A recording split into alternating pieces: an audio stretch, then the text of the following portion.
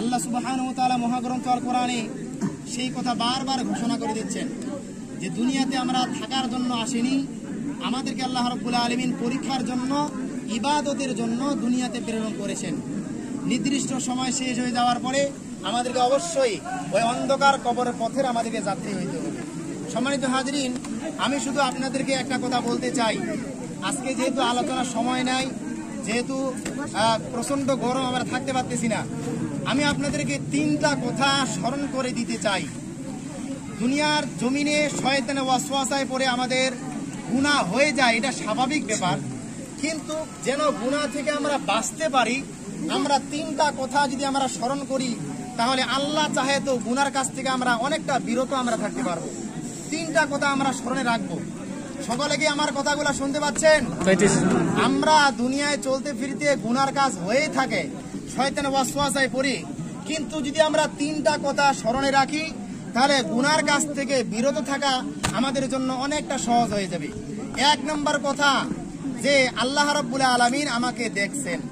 আমি যেখানেই থাকি না কেন, আমার কর্মক্ষেত্রে, আমার বাড়িতে, আমার দোকানপাটে, আমি বাজারে, যেখানেই থাকি না কেন সেখানে আল্লাহ রাব্বুল আলামিন আমাকে দেখছেন। এই কথাটা সদা সর্বদা একজন মুমিন স্মরণে রাখবে। তাহলে তার গুনার কাছ থেকে সে যখন গুনাহ করতে যাবে সে মনে করবে আল্লাহ তো আমাকে দেখছেন, কেন আমি মিথ্যা কথা বলবো? ঠিক, আল্লাহ তো আমাকে দেখছেন, আজান হয়েছে মসজিদে, কেন আমি নামাজটা কাজা করব?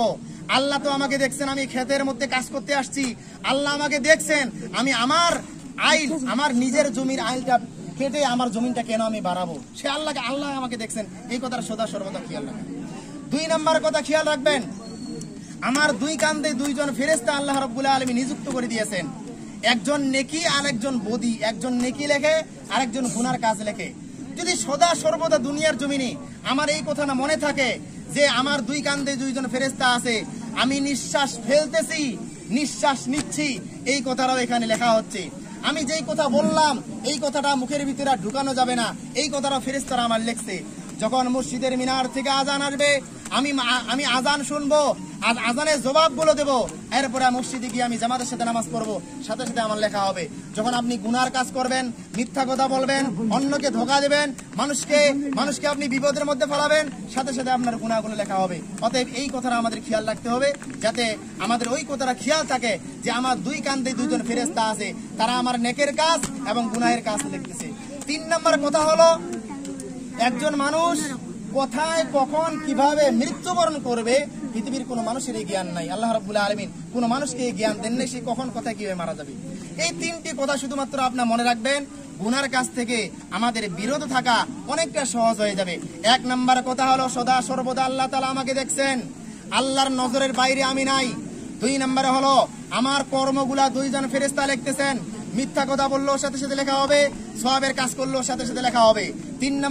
তিন নম্বর কথা হলো যে আমরা কখন কোথায় কিভাবে মৃত্যুবরণ করব আমরা কেউ জানি না।